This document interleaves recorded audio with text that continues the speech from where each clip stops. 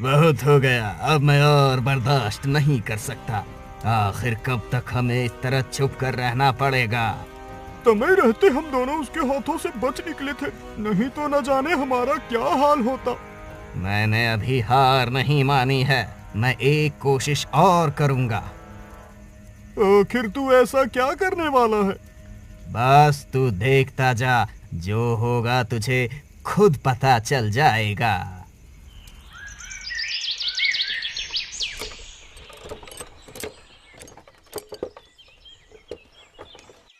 देखो भाग्यवान, हमारी बरसों की मेहनत सफल हो गई। आज मैंने बैलगाड़ी खरीद ली।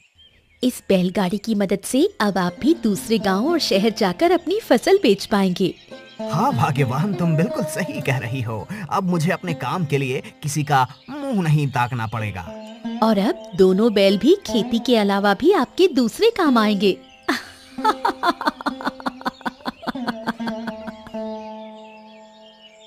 भाग्यवान, अरे ओ भाग्यवान, कहाँ हो? जल्दी इधर आओ। क्या हुआ जी?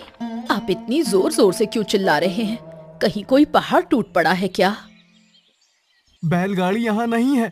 तुमने किसी को बैलगाड़ी ले जाने दी है क्या? मैं भला आपसे बिना पूछे किसी को बैलगाड़ी क्यों ले जाने दूंगी? बैलगाड़ी तो सुबह से यहाँ नहीं है। मैंने सोचा कि आपने किसी को बैलगाड़ी दी होगी। हे भगवान, इसका मतलब मेरी बैलगाड़ी कोई चुरा ले गया है। वो बैलगाड़ी मेरे पिताजी की आखिरी निशानी थी। अब मैं क्या करूं? कैसे उस बैलगाड़ी को ढूंढूं? आपने बैलगाड़ी की रखवाली के लिए जो नौकर रखा हुआ था, वो कहीं दिखाई नहीं दे रहा। कहीं वही बैलगाड़ी चुराकर तो नहीं भाग गया? नहीं नहीं, वो बहुत ही ईमानदार हैं। वो ऐसा कभी नहीं कर सकते। तो फिर वो गया कहाँ? आज कहीं दिखाई क्यों नहीं दे रहा? पहले भी आपके नौकर आपको धोखा दे चुके हैं। मैं उनके बारे में कुछ नहीं जानता मालिक। मैं सिर्फ इतना जानता हूँ कि वो दो लोग थे। रात के समय जब मैं सो रहा था, तब अचानक उन्होंने मुझ पर हमला कर दिया।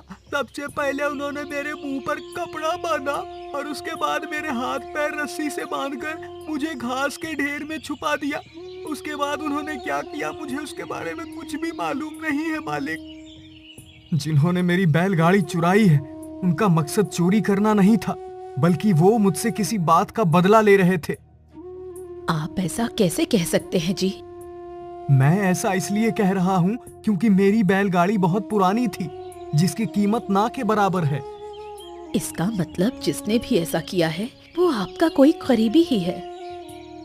हाँ, तुम बिल्कुल सही कह रही हो। लेकिन ऐसा कौन कर सकता है? मुझे उसी का पता लगाना है, और जिसने भी ऐसा किया है, मैं उसे उसके किए की ऐसी सजा दूंगा कि वो जीवन भर याद रखेगा। और तूने सुना क्या, जमींदार साहब की बैलगाड़ी चोरी हो गई है? हाँ, मैंने सुना है। मैंने तो ये भी सुना है कि उनकी बैलगाड़ी चुराने वाला उनका कोई रिश्तेदार या जान पहचान वाला है। मैंने तो ये भी सुना है कि जमींदार साहब ने ये घोषणा भी की है कि जो भी उनकी बैलगाड़ी ढूंढ कर लाएगा, उसे वो 10 बीघा जमीन इनाम में दे देंगे। तो फिर देर किस बात की है? हम सब अभी बैलगाड़ी ढूंढने के काम में लग जाते हैं और इनाम में मिली जमीन बराबर बराबर हिस्सों में बांट लेंगे। तू बिल्कुल सही कह रहा है, हम ऐसा ही करेंगे। तूने तो कमाल कर दिया मेरे दोस्त। सांप भी मर गया और लाठी भी नहीं टूटी। मैंने ऐसी तरकीब लगाई थी जिससे उसे तो अब तक ये पता ही नहीं चला होगा कि उसके साथ क्या हुआ है। अब तेरी आगे की तरकीब क्या है? अब आगे क्या करना है? यहाँ से निकलकर किसी दूसरे शहर में जाएंगे और इन पैसों से एक नई जिंदगी शुरू करेंगे। हाँ, और वहाँ पर वही करेंगे जो यहाँ करते थे। हाँ, तूने बिल्कुल ठीक कहा मेरे दोस्त। लेकिन मैं अभी कुछ दिनों तक और रुककर उस जमींदार की परेशानी के बारे में सुनकर सुकून लेना चाहता हूँ।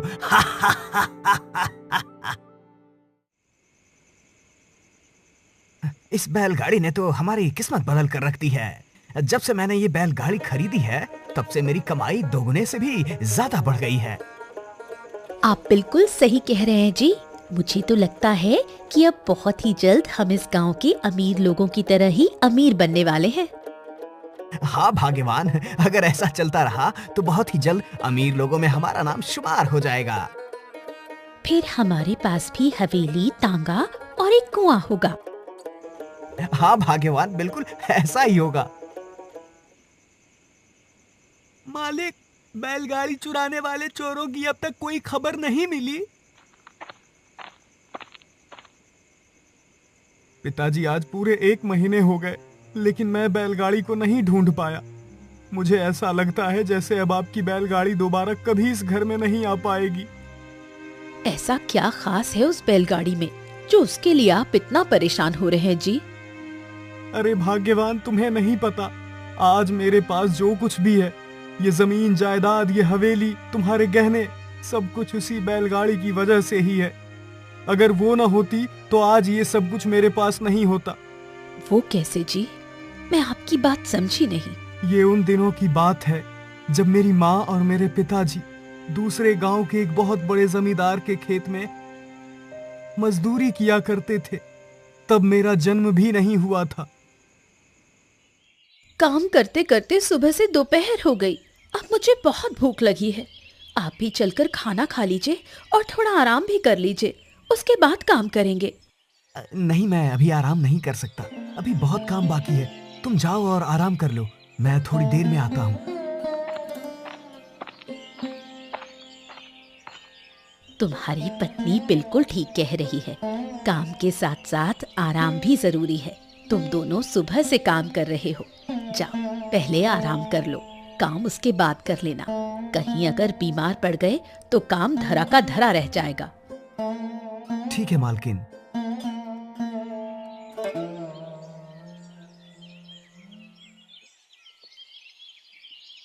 मालकिन, आज का काम हो गया। तुम दोनों बहुत ही मेहनती और ईमानदार हो। जब से तुम और तुम्हारी पत्नी मेरे खेतों में काम करने लगे हो, तब से मेरी खेती का कोई भी काम अधूरा नहीं रहता, सब समय से पूरा हो जाता है। ठीक है मालकिन, अब हम दोनों जाते हैं। सुनो, तुम्हारे लिए मेरे पास एक और काम है। जी मालकिन, बताइए, मैं आपके लिए और क्या कर सकता हूँ? तुम वो बैलगाड़ी देख रहे हो ना, जिसका एक पहिया टूटा हुआ है? हाँ मालकिन। उसे तुम ले जाओ और उसकी लकड़ियों का इस्तेमाल तुम जैसे चाहे वैसे कर सकते हो। मालकिन, वो बैलगाड़ी तो बिल्कुल ठीक लग रही है, सिर्फ एक पहिया ही तो टूटा हुआ है। आप उसकी मरम्मत करवा लीजिए, उसके बाद वो बैलगाड़ी फिर से पहले जैसी हो जाएगी। उसकी मरम्मत करवाने में बहुत समय लगेगा और मेरे पास इतना समय नहीं है, क्योंकि फसल की कटाई शुरू हो गई है और अब अनाज बाजार ले जाकर बेचना होगा। जितने समय में मैं इस बैलगाड़ी की मरम्मत करवाऊंगी, उतने समय में मैं एक नई बैलगाड़ी खरीद लूंगी। ऐसा करने से मेरा समय भी बचेगा और मेरा काम भी समय पर होगा। अगर तुम चाहो तो तुम इस बैलगाड़ी की मरम्मत करवा लो और इसे अपने पास ही रख लो। ठीक है मालकिन, अगर आप कहती हैं तो ये बैलगाड़ी मैं अपने साथ ले जाता हूँ और इसकी मरम्मत करवाकर इसे अपने पास ही रख लूंगा। लेकिन मालकिन, मेरे पास बैल तो है ही नहीं, तो बैलगाड़ी की मरम्मत करवाने के बाद बैलगाड़ी का इस्तेमाल कैसे करूंगा? तुम उसकी चिंता मत करो, मैं तुम्हें 2 बैल दे दूंगी। पहले तुम बैलगाड़ी की मरम्मत तो करवाओ।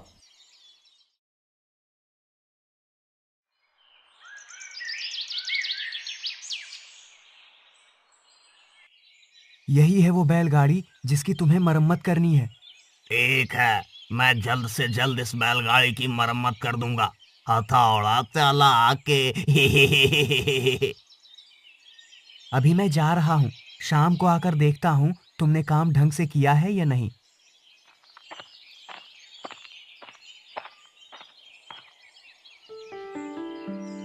भाई, अभी कितना और काम बाकी है? बैलगाड़ी का पहिया फिर से बनाने और बैलगाड़ी की मरम्मत करने में बहुत समय लगेगा। मैं सुबह से काम करके बहुत थक गया हूँ, अभी अपने घर जा रहा हूँ। कल सुबह आकर फिर से काम शुरू कर दूंगा। तुम्हें चाहे जितना समय लगे, लेकिन बैलगाड़ी की मरम्मत अच्छे से करवाना, किसी भी तरह की कमी नहीं रहनी चाहिए। आप चिंता ना करिए मालकिन, मुझ पर भरोसा रखिए, मैं इस बैलगाड़ी को नई जैसी बना दूंगा। मालकिन, ये देखिए, मैंने बैलगाड़ी की मरम्मत कर दी है। अब ये बिल्कुल नई जैसी हो गई है। मुझे पूरे 6 दिनों का समय लगा है हथौड़ा चला के। तुमने जैसा कहा था ठीक वैसा ही काम किया है। अब इस बैलगाड़ी को देखकर ऐसा लगता नहीं कि जैसे इससे पहले किसी भी तरह की कोई खराबी थी इसमें। ये लो तुम्हारे काम का इनाम। आपका बहुत बहुत धन्यवाद मालकिन। सच में ये बैलगाड़ी तो नई जैसी हो गई। ये देखो, तुम्हारी बैलगाड़ी एकदम नई जैसी हो गई है। अब तुम इसे अपने साथ ले जा सकते हो। वो तो ठीक है मालकिन, लेकिन मैं समझ गई तुम क्या कहना चाहते हो। तुम गौशाला जाओ और तुम्हें जो 2 बैल अच्छे लगे उन्हें अपने साथ बैलगाड़ी खींचने के लिए ले जा सकते हो। मालकिन, आपने मुझ पर बहुत बड़ा एहसान किया है। मैंने तुम पर कोई एहसान नहीं किया। ये तुम्हारी मेहनत और ईमानदारी का इनाम है। आपका बहुत बहुत धन्यवाद मालकिन।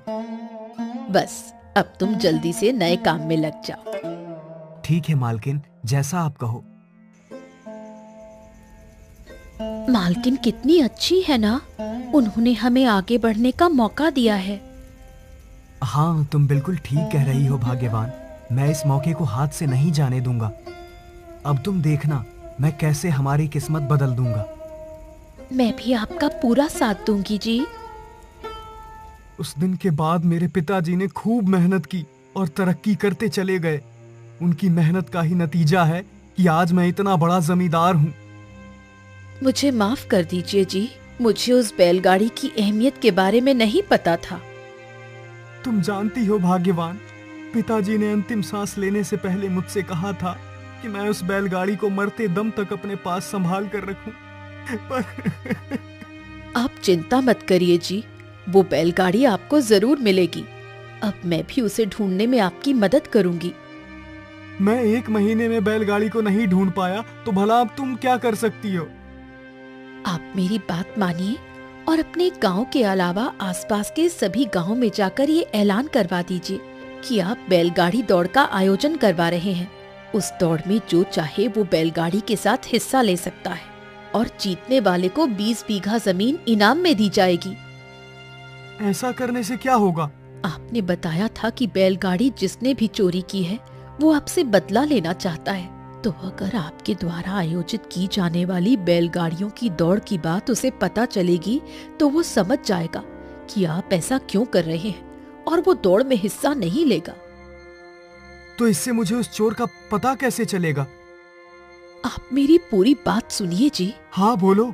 आयोजन के दौरान आप अपने नौकरों और सेवकों को आसपास के सभी गांवों में ये देखने के लिए भेज देना कि किस घर के बाहर बैलगाड़ी खड़ी है, और आपके किसी भी नौकर या सेवक को किसी भी घर के बाहर खड़ी बैलगाड़ी मिलती है तो आप समझ जाना कि वो बैलगाड़ी आप ही की होगी, क्योंकि बाकी की सभी बैलगाड़ियां यही होगी। और अगर एक से ज्यादा बैलगाड़ी मिलती है तो क्या आप उनमें से अपनी बैलगाड़ी पहचान लेना। लेकिन मालकिन, अगर उस चोर ने बैलगाड़ी किसी और को बेच दी होगी तो फिर क्या होगा? अगर उसने ऐसा किया होगा तब तो और भी अच्छी बात है। मैं कुछ समझा नहीं। आप भी ना, आपको हर एक बात विस्तार से बतानी पड़ती है। जरा सोचिए, अगर उस चोर ने किसी को बैलगाड़ी बेची होगी तो उसने उसे ये तो नहीं बताया होगा कि वो बैलगाड़ी उसने आपके यहाँ से चोरी की है। अब मैं तुम्हारी सारी बात समझ गया भाग्यवान। अगर उस व्यक्ति को दौड़ के आयोजन की बात पता चलेगी तो वो बैलगाड़ी लेकर आयोजन में हिस्सा लेने जरूर आएगा, और फिर मैं अपनी बैलगाड़ी पहचानकर उससे अपनी बैलगाड़ी वापस ले लूंगा। अब आप मेरी बात समझ गए हैं जी। भोला, तुम अभी जाओ और आरती ने जैसा जैसा कहा है ठीक वैसा ही आसपास के सभी गांवों में ऐलान कर दो, और ध्यान रहे एक भी गांव या घर छूटना नहीं चाहिए। जी मालिक, आपने जैसा कहा है मैं वैसा ही करूंगा। सुनो सुनो सुनो, हमारे गांव के जमींदार भूपेश जी बैलगाड़ियों की दौड़ का आयोजन करवा रहे हैं। जिस किसी के पास भी बैलगाड़ी है वो उस आयोजन में हिस्सा ले सकता है। जीतने वाले को जमींदार साहब 20 एकड़ जमीन इनाम में देंगे। सुनो सुनो सुनो। अरे वाह, तब तो बैलगाड़ियों की दौड़ में मैं ही जीतूंगा।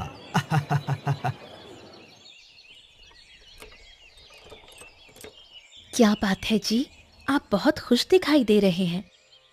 जो बात मैं अभी अभी सुनकर आ रहा हूँ, अगर तुम भी सुन लोगी तो तुम भी खुशी से झूम उठोगी। तो फिर देर क्यों कर रहे हो जी, जल्दी से बताओ। अरे भाग्यवान, जमींदार साहब बैलगाड़ियों की दौड़ का आयोजन करवा रहे हैं और जीतने वाले को 20 बीघा जमीन इनाम में दे देंगे और मैं उस दौड़ में जरूर हिस्सा लूंगा। मुझे पूरा भरोसा है कि आप जरूर जीतेंगे, लेकिन दौड़ का आयोजन किस दिन है? भाग्यवान, इस बात की जानकारी तो मुझे नहीं है। बाकी के सभी गांवों में मैंने बैलगाड़ियों की दौड़ की सूचना दे दी है। अब सिर्फ 4 गांव और बचे हैं।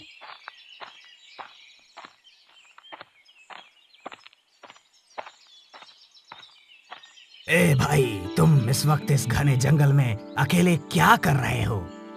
मेरे मालिक बैलगाड़ियों की दौड़ का आयोजन करवा रहे हैं। बस उसी का ढिंढोरा पीटने पड़ोस वाले गांव जा रहा हूँ भाई।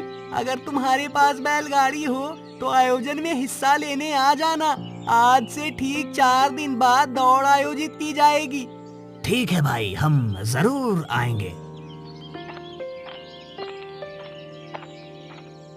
ऐसा लगता है जैसे बैलगाड़ियों की दौड़ का आयोजन हमारे पुराने मालिक ने ही करवाया है, ताकि वो अपनी चोरी हुई बैलगाड़ी ढूंढ सकें। ये तो उसने बहुत अच्छा किया।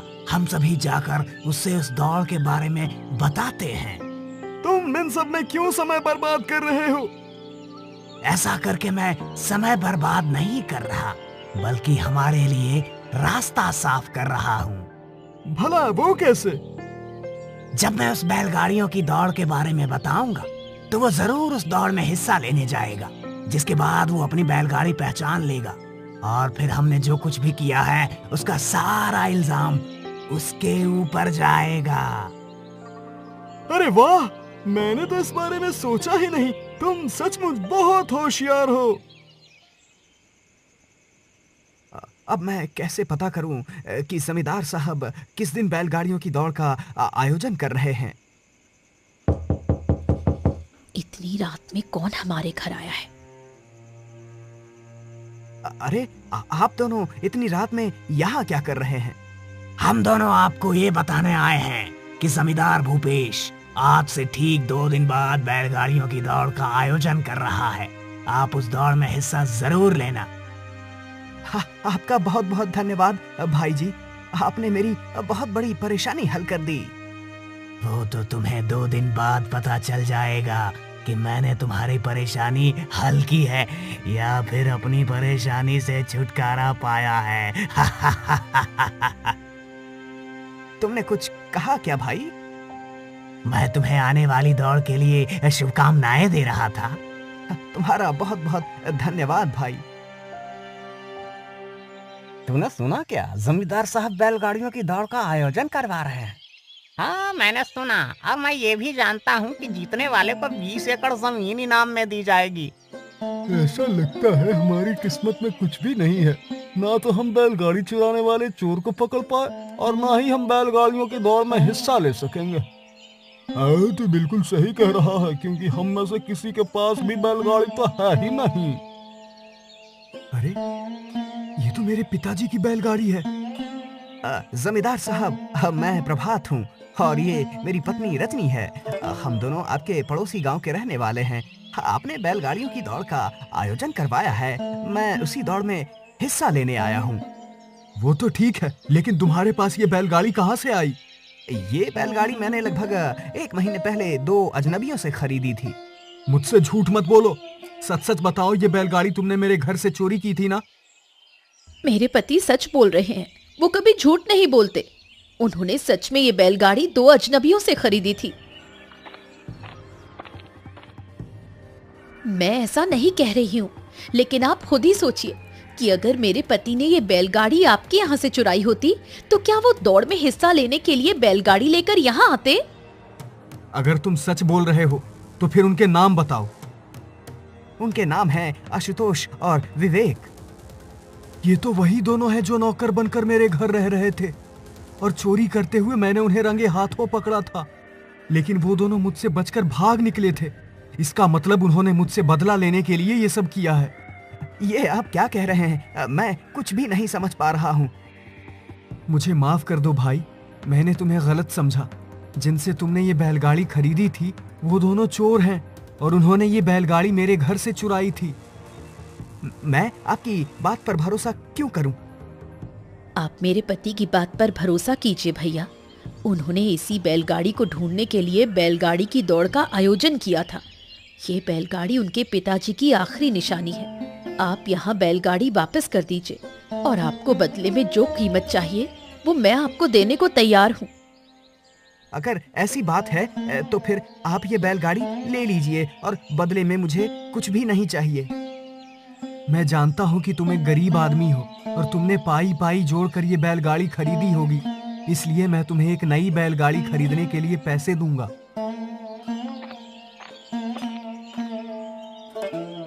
ये क्या, सारे गहने और रुपए कहाँ गए? इसका मतलब वो दोनों बैलगाड़ी के साथ साथ गहने और रुपए भी चुरा कर ले गए थे। अब मैं क्या करूं? एक काम करता हूं, उस गरीब को 20 बीघा जमीन के कागज दे देता हूं। उन दोनों का क्या करना है, कैसे करना है, उसके बारे में बाद में सोचूंगा।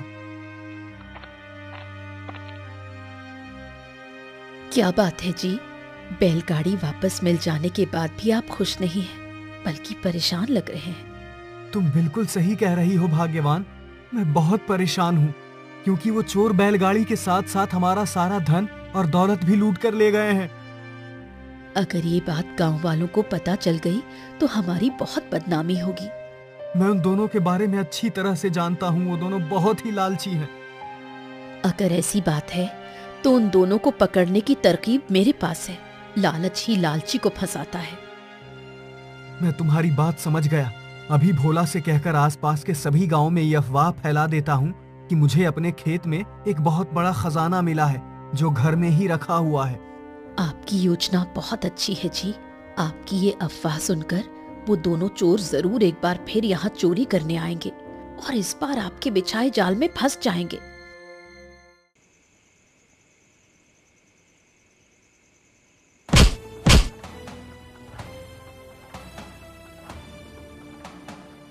हमें छोड़ दो, अब हम दोबारा ऐसा कभी नहीं करेंगे।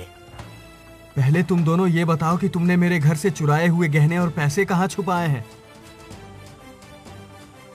ये रहे आपके गहने और रुपए, अब हमें छोड़ दो। मैं तुम्हें ऐसे कैसे छोड़ दूं? अब तुम्हारी बाकी की जिंदगी जेल में बीतेगी। इनको इनके किए की सजा मिल गई, लेकिन आपने जिस दौड़ का आयोजन किया था उसका क्या होगा? होना क्या है, दौड़ होगी और जीतने वाले को इनाम मिलेगा।